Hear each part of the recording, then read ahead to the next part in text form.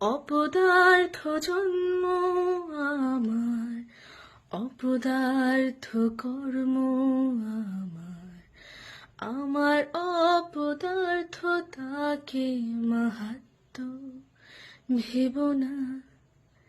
ভাবো অন্য কারুর কথা, আমার ব্যর্থ বিপন্নতা দেখায় আর চোখে অযথা ছেড়ে দাও।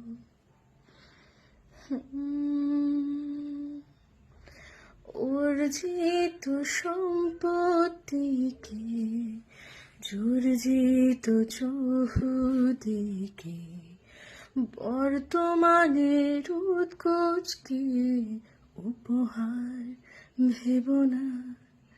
থাকো জ্যান্ত পিতা মাতায়